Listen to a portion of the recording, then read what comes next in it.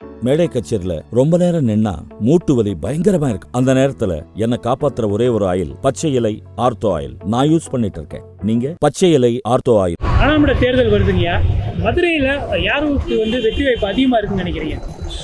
இது மதுரையில் இப்போ எல்லாமே ஒன்றும் சரியில்லாத வேட்பாளர் தான். ஆனால் இந்தியா நாட்டை காப்பாற்றணுன்னா இப்போ மோடி மாதிரியாளில் தான் ஒரு தலைமை இருந்தால் தான் அந்த இந்தியாவை காப்பாற்ற முடியும். ஆமாம், வேறு கிட்டலாம் கூட்டணி அதுலாம் சரி வராது. எங்களை பொறுத்தளவில் இன்றைக்கி நாங்கள்லாம் பூரா எம்ஜிஆர் வெறியராக தான் இருந்தோம். ஏன்னா ஆனால் இப்போ மனம் மாதிரி இந்தியாவை காப்பாற்றணும்னு சொன்னால் மோடினால தான் முடியும். ஏங்க மோடினால முடியுன்றீங்க? இதுக்கு முன்னாடி காங்கிரஸ் காங்கிரஸில் அதே ஒன்றும் இது இல்லாமல் போச்சே, ஒரு நிலையில்லாத நிலையில் இருக்குது. எல்லாம் தனித்தனியாக ஒரு குலப்பிரச்சனை ஒன்றும் இது இல்லாமல் எல்லாம் இருக்குது. அதனால் நாங்களாம் இப்போ எனக்காக நான் இப்போ இந்த தடவை எதுக்கு எப்போதுமே நான் ரெட்டாய்க்கு தான் போடுவேன். இந்த தடவை மாற்றி மோடிக்கு போடணும்னு ஒரு முடிவு பண்ணியிருக்கேன். மதுரையில் பார்த்தீங்கன்னா திமுகவுடைய கூட்டணி வேட்பாளர் என்ன திமுகவுடைய அவரே ஆளே இப்போ தானங்க ஓட்டு கேட்க வந்திருக்காரு. இதுக்கு முன்னாடி ஆளே வரலையே. 5 வருஷம் அவர் தானே அவர் இருந்தாருங்க, வந்ததே கிடையாது. இப்போ தான் சும்மா இந்த 2 இடத்துல இந்த கோபுரம் லைட்டு எல்லாம் இது பண்ணி வச்சிருக்காரு. அதுக்கு முன்னாடி ஆள் வந்ததே இல்லை. மதுரைக்கு அவர் எதுவுமே செய்யலையா? என்ன செஞ்சுருக்காரு? என்ன ஒன்றுமே என்ன பண்ணியிருக்காரு? ஒன்றும் பண்ணலை. அதில் அந்த குழந்தை இங்கிட்ட அந்த ஆத்தோரத்தில் அதை ஏழுமிக்கு பேரில் தான் ரோடு கீடு போட்டாங்க, அந்த பாலங்கிழமெலாம் போட்டாங்க. வேறு எந்த இதில் ஒன்றுமா எம்பி ஒன்றும் அவர் முயற்சியில் எந்த இதில் நடக்கலையே. மதுரையில் ஏடிஎம்கேக்கு ஓரளவுக்கு செல்வாக்கு இருக்குங்க. ஏடிஎம்கேலாம் அவரெல்லாம் 75 கட்சிக்கு போயிட்டு வந்தவர். அவருக்கு எப்படி ஓட்டு போடுவாங்க? உண்மையான எம்ஜிஆர் விசுவாசியவனாக இருந்தவனா அவருக்கு ஓட்டே போட மாட்டாங்க. ஆமாம், இப்போ நாங்கள்லாம் இதுவரையிலும் 1977 ரெட்டலைக்கு தான் ஓட்டு போட்டுக்கிட்டு வர்றோம். இப்போ நாங்கள் எங்களுக்கு அங்கே சரியான தலைமை இல்லை. அதனால் நாங்கள் மாற்றி இப்போ பிஜேபிக்கு போடலாம்னு என்னுடைய கருத்து. மதுரையில் வெற்றி வாய்ப்பு பொதுவாக யாருன்னு சொல்ல முடியாத அளவுக்கு இருக்குது. இருந்தாலும் ராமசீனிவாசனுக்கு ஒரு வாய்ப்பு கிடைக்கும்னு நம்பிக்கை இருக்குது. ஏன்னு கேட்டிங்கன்னா மோடியின் திட்டங்கள் பூரா நல்ல திட்டங்கள், அருமையான திட்டங்கள். இப்போ பிஜேபிக்கு நீங்கள் சொல்கிறீங்க, பிஜேபி மதுரையில் வளர்ச்சி அடைஞ்சிருக்கு. வளர்ச்சி உண்டு, வளர்ச்சி கண்டிப்பாக உண்டு. என்ன காரணங்க? திராவிட கட்சிகள் பூரா இலவசம்ன்ற போர்வையில் சொல்லி ரொம்ப மக்களை சோம்பேறி ஆகிவிட்டாங்க. ஆனால் உழைப்பு தான் முக்கியம்ன்றதை பிஜேபி சொல்லுது. உழைப்பால் உயரணும் அப்படின்னு சொல்லுது பிஜேபி. இதுதான் வித்தியாசம். உழைப்புக்கும் சோம்பேறிக்கும் உள்ள டிஃபரன்ஸு. ஐயா, இப்போ மதுரையில் இப்போ நாடாளுமன்ற தேர்தலில் யாருக்குங்க வெற்றி வாய்ப்பு அதிகமாக இருக்குது? வெற்றி வாய்ப்பு இப்போதைக்கு சொல்ல முடியாது. நாள் ஆக தான் தெரியும். இன்னும் 19ஆம் தேதி இருக்குது. மக்களுடைய மனசுகள் மாறிக்கிட்டே போகும். எந்த கட்சி நிலவரமும் சொல்ல முடியாது. ஆனால் இப்போதைக்கு ஆளுங்கட்சி எம்பியாக இருக்கிறது வெங்கடேசன் கம்யூனிஸ்ட்டுக்கு ஒரு சில மக்கள்கள் ஆதரவு இருக்கிறாங்க. ஒரு சிலவர்கள் எதிர்கட்சியாக இருக்கிறது அதிமுக ஒரு பக்கம். 3வது ஸ்தானத்தில் தாமரை. தாமரை பெரும்பாலும் வந்துடணும்னு எதிர்பார்க்குறாங்க மக்கள். ஒரு மாற்றத்தை மேலே மோடி வரணும்னு எதிர்பார்க்குறாங்க. நான் எந்த கட்சியும் கிடையாது, சாதாரண ரிக்ஷா தொழிலாளி. எனக்கு 75 வயசு ஆகுது. இது வரைக்கும் எந்த கட்சியில் இருந்து ஒரு 10 பைசா கிடையாது. இப்போ இந்த கொடியை கட்டியிருக்கனால சைக்கிள் ரிக்ஷாவில் கொடியை கட்ட சொல்கிறது எனக்கு ஒரு வருமானம் கொடுத்த மாதிரி 100 ரூபா கொடுத்துருக்காரு. கொடுக்கல. 6 மணிக்கு சரவணன் வர்றேன்னு சொல்லியிருக்காரு. அவர் மூலியமாக கட்சிக்காரங்க கொடுக்குறேங்க. இது வரைக்கும் தனிப்பட்ட முறையில் எனக்கு எந்த உதவியும் இல்லை, எந்த அரசியல் கட்சியும் இல்லை. எனக்கு ஓட்டு நடத்துகிறதே எனக்கு வெறுப்பாக இருக்குது. இவ்வளோ வயசாகி ஒரு ஹெல்ப்பு இல்லாமல் இருக்குது. மனு எழுதி கொடுத்தேன். ஒரு சைக்கிள் ரிக்ஷா ஒன்றும் கேட்கல, வீடு வாசல் கேட்கல, ஒன்றும் ஒரு சைக்கிள் ரிக்ஷா வாங்கிட்டாங்கன்னு கட்சிக்காரங்கிட்ட கேட்டேன். இதே சரவணன் எம்எல்ஏ இருந்தார், அவர்கிட்ட அப்ளிகேஷன் கொடுத்தேன். அடியில் போட்டுக்கிட்டாங்க. அவருக்கு புரிய கேட்டால் உங்கள் ஏரியாவில் இருக்காங்களா, அவங்ககிட்ட கேளுங்க. மக்கள் ஜனநாயக நாட்டில் ஓட்டுரிமை எல்லா பகுதியிலையும் இருக்குது. எந்த இடத்துல இருந்தாலும் ஒரு சைக்கிள் ரிக்ஷா கொடுக்கலாமா, கொடுக்கக்கூடாது? அந்த ஏரியா ஏன் பிரிக்கிறாங்க? நான் என்னுடைய கேள்வி. அந்த ஏரியா இப்போ சைக்கிள் ஓட்டு எல்லாத்துக்கும் பொது சேவை செய்கிறோம். முதியோர்களுக்கு சேவை செய்கிறோம், கண் பார்வை இல்லாதவங்களுக்கு சேவை செய்கிறோம். எனக்கே வயசாகி போச்சு. எனக்கு இது வரைக்கும் வருமானம் கம்மியாக தான் இருக்குது. வீடு வாசலில் ஒன்றும் இல்லை. கல்வி வந்து பணத்துக்கு அனுமையாக போச்சு. என் பேர பிள்ளைக்கு படிக்க கூட வசதி இல்லாமல் இருக்காங்க. டொனேஷன் கிடைக்க மாட்டேங்குது. இருக்கப்பட்டவங்களாம் அவங்க குழந்தைக்கு கல்வி வசதியில் தாப்பாக போகிறாங்க. நம்ம போல் என் சைக்கிள் ரிக்ஷா தொழிலாளி குழந்தைய எப்படி படிப்பாங்க? என் மகன் வந்து 7,000 தான் சம்பளம் வாங்குகிறான். அவன் கடனை வாங்கி ஸ்கூலில் ஃபீஸ் கட்டிக்கிட்டே போகிறான். அதுக்கு விட்டு டொனேஷன் யாருக்கிட்டேனாச்சும் கேட்டால் ஒரு ஆள் தரோம், நாங்கள் கொடுக்குறதில்ல. அப்போ நாங்கள் என்ன பண்ணுறது? காப்பி கடை எங்கே இருக்குது? சித்தாள் வேலை எங்கே இருக்குது? அந்த குழந்தைக்கு வருமானம் வருமா? அடிமட்டத்தில் தான் போகும். அதனால் சாதாரண தொழிலாளிக்கு இதெல்லாம் எனக்கு பிரயோஜனம் இல்லை. என்னுடைய கருத்து கணிப்பு வந்து நல்லது செய்யணும். ஏழை மக்களாக இருந்தாலும் விலைவாசி குறைக்கணும். மேலும் கஷ்டத்தை இருக்கணும். இருக்கப்பட்டவங்க மேலே போய்கிட்டே இருக்காங்க. இந்த வயசில் நான் கீழே தான் போகிறேன். எனக்கு வருமானம் அதை பார்த்து மக்களுடைய அபிப்பிராயம் எப்படி இருக்கும்? நல்ல முறையில் இருக்கட்டும். இந்த கட்சியும் சொல்லலாம், அந்த கட்சியும் சொல்லலாம். நல்ல முறையில் இருந்து மக்கள் நல்லாட்சி ஏற்படும். இது வந்து இப்போதைக்கு ஆளுங்கட்சிக்கு தான் மாதிரி தெரியுது. என்ன காரணம் நினைக்கிறீங்க? காரணம்னா அவர் இப்போ நிறைய இதுகள்லாம் பண்ணியிருக்காரு. இந்த ஃப்ரீ பஸ்ஸு, மக்களுக்கு இந்த மற்ற சத்துணவு பள்ளிக்கூடம் இதுகளுக்கெல்லாம் எல்லாம் பண்ணியிருக்காரு. அதனால் அவர் வர்றதுக்கான வாய்ப்பு நிறையா இருக்குது. இப்போ மதுரையில் வந்து இப்போ ஏடிஎம்கேக்கு அதிக செல்வாக்கு இருக்குன்றாங்க. சரவணன் வேட்பாளர் நிற்கிறாரு. பிஜேபிக்கு ஓரளவுக்கு செல்வாக்கு இருக்குது, ஓரளவுக்கு வளர்ந்துருக்கு அப்படின்றாங்க. நாம் தமிழர் கட்சிக்கு ஓரளவுக்கு சீமானுக்கு வாக்கு வங்கி இருக்குன்றாங்க. இப்போ 4 முனை போட்டியில் எதுக்கு அதிக மெஜாரிட்டி வரும்னு நினைக்கிறேன்? ஏடிஎம்கே மதுரையில் நல்ல செல்வாக்கு தான் இருக்குது, அது நல்லா தெரியுது. இருந்தாலும் வந்து ஆளுங்கட்சின்றதுனால நம்ம அவங்களுக்கு தானே கணிச்சு சொல்ல முடியும். வருகின்ற நாடாளுமன்ற தேர்தலில் மதுரையில் யாருக்கு வெற்றி வாய்ப்பு அதிகமாக இருக்குது? தோழர் சு வெங்கடேசன் அவர்களுக்கு கம்யூனிஸ்ட் கட்சிக்கு அதிக வாய்ப்பு இருக்குது. என்ன காரணங்கய்யா? என்ன காரணம்? அவர் நிறையா சாலை ஓர வியாபாரிக்கு நிறையா செஞ்சுருக்காரு. அதே மாதிரி ஊனமுற்றோருக்கு நிறையா உதவி செஞ்சுருக்காரு. மார்க்கெட் வியாபாரி, நிறையா சாலை ஓர வியாபாரி உங்களுக்கு நிறையா உதவி பண்ணியிருக்காங்க.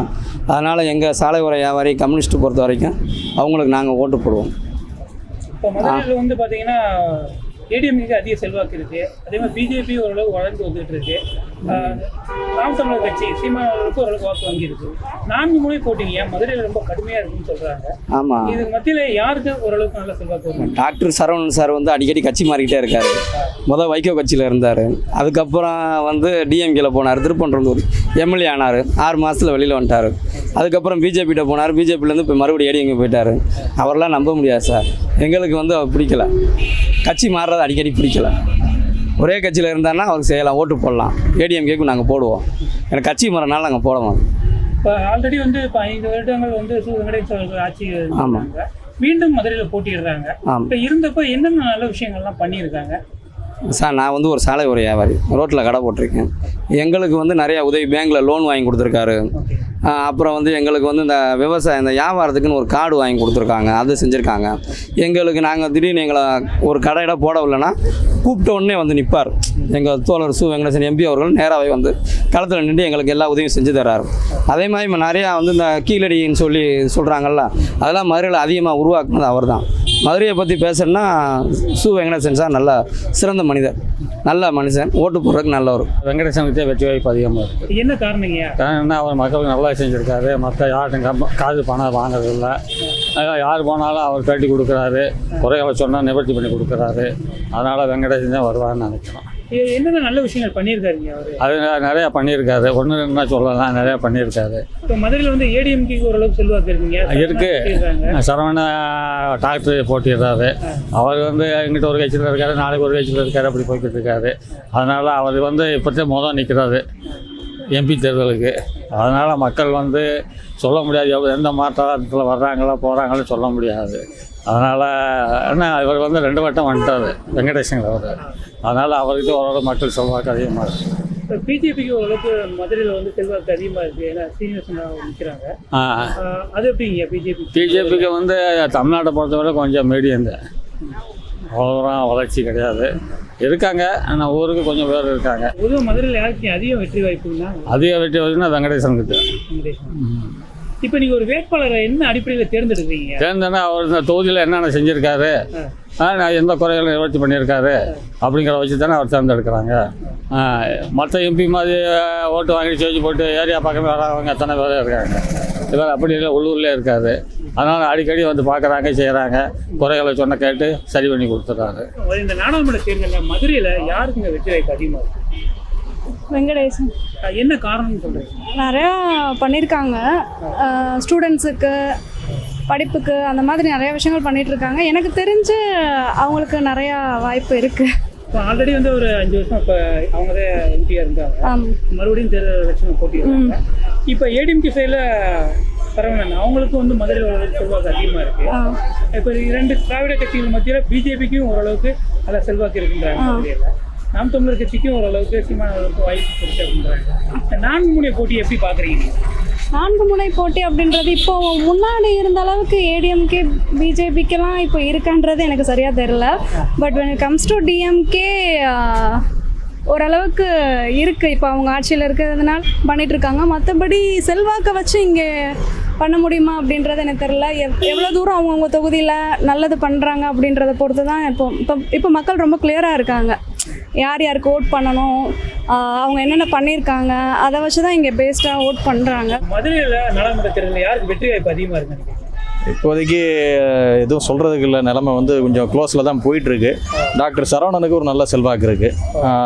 பேராசிரியர் ஸ்ரீனிவாசனும் கொஞ்சம் க்ளோஸில் வர்றாப்புல, அவருக்கும் பிஜேபி ஒரு நல்ல ரீச் இருக்குது. பட் இருந்தாலும் கோயம்புத்தூர் இங்கே இருக்கிற அளவுக்கு இங்கே அந்தளவுக்கு இன்னும் அந்த இது வரல. இன்னும் நாள் போக போக தெரியும், க்ளோஸ் கான்டெஸ்ட்டாக தான் இருக்கும். ஏன்னா டாக்டர் சரவணன் ஏற்கனவே இருந்திருக்காரு. ரெண்டாவது ஃப்ரீ மெடிக்கல் அப்படின்னு நிறைய ஸ்கீம்ஸ் பண்ணியிருக்காருங்கிறனால அவருக்கு ஒரு இது இருக்குது. அவருக்கு தான் இப்போதைக்கு வாய்ப்புகள் இருக்குது. பட் இவருக்கு எப்படி ஓட்டு கன்சாலிடேட் ஆகுங்கிறது இருக்குது பேராசிரியருக்கு.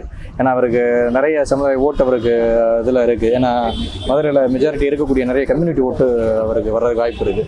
ஏன்னா டிடிவி தினகரன் ஓபிஎஸ் இங்கே இருக்கிறதுனால அந்த ஓட்டுகள் முழுக்க வந்து அந்த கம்யூனிட்டி ஓட்டுகள் முழுக்க இவருக்கு வர்றதுக்கு வாய்ப்பு இருக்குது. ஆனால் சரவணனும் அதே கம்யூனிட்டி, அதனால தான் அது கன்சல்டேட் ஆகும். எந்த அளவுக்கு உங்களுக்கு வருது அப்படிங்கிறத பொறுத்து தான் மாறும்.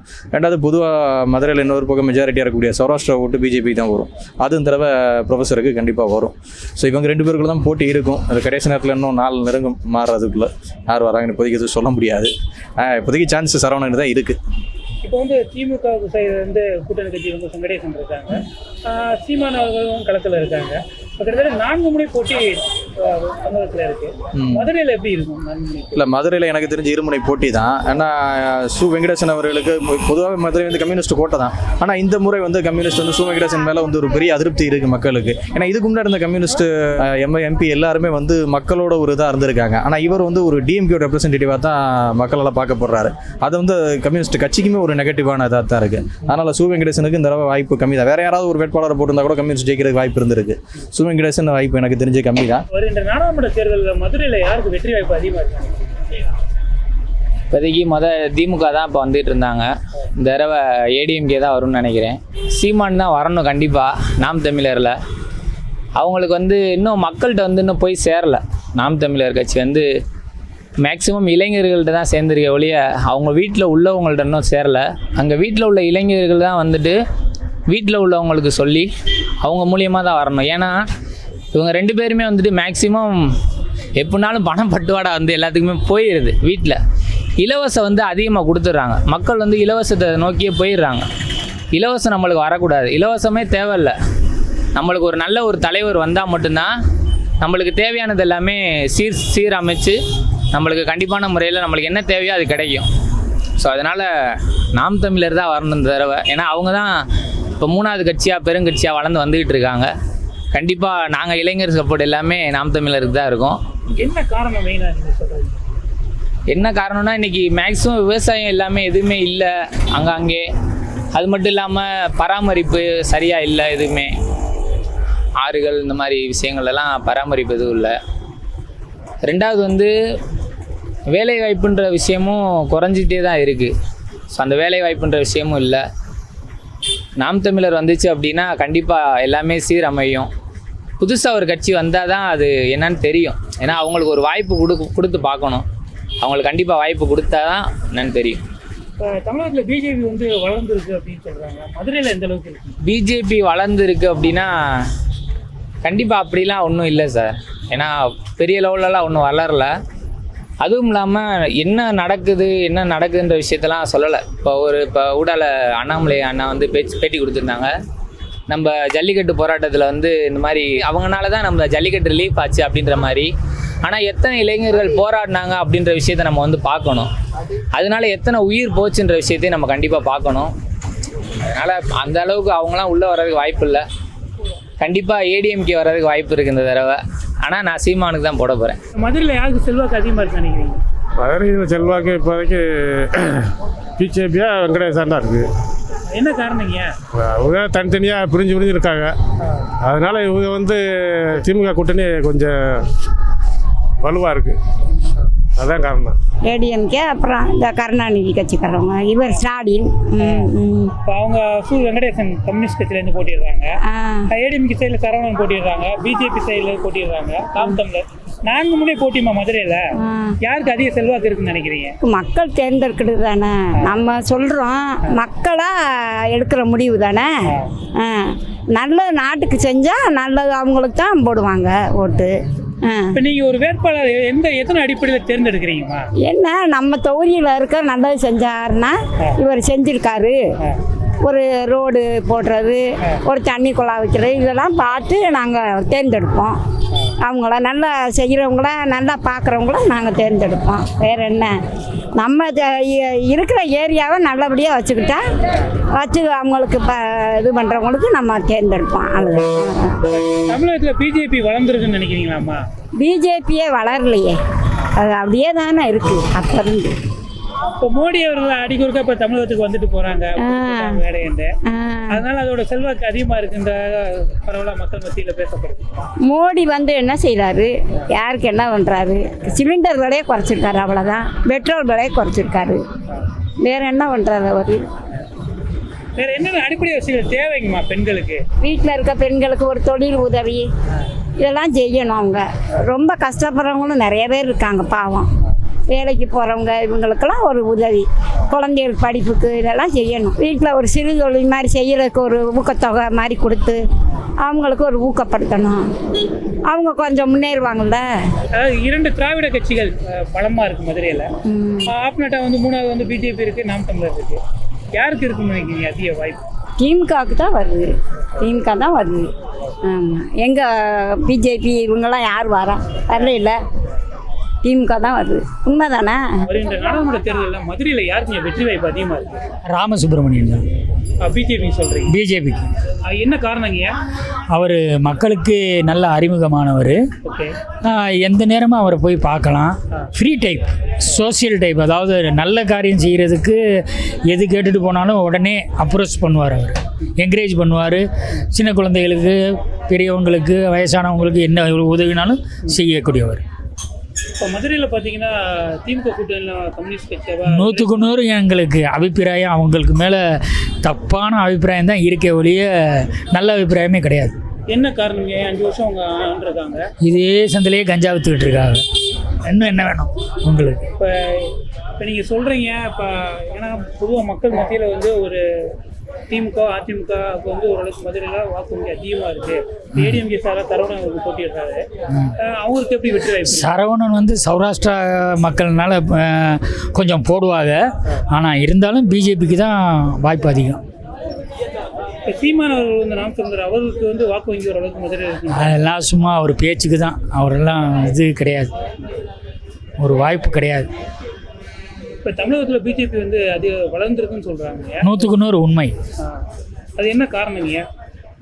திரு அண்ணாமலை அவர்கள் நல்லது செய்யணும்னு வந்திருக்கார். இப்போ மோடி அவர்கள் அடிக்கடி தமிழகத்துக்கு வர்றாங்க. இதே தமிழகத்தில் வந்து வெள்ள பாதிப்பு நடக்கிறப்பெல்லாம் அந்த அளவுக்கு வரல. இப்போ தேர்தல் மோடி சாதாரண மனுஷன் கிடையாதுல்ல, இந்தியாவுக்கே உள்ளவர் தானே. எல்லா இடத்துக்கும் வரணும் தானே, எல்லா இடத்துக்கும் தானே போகிறாரு.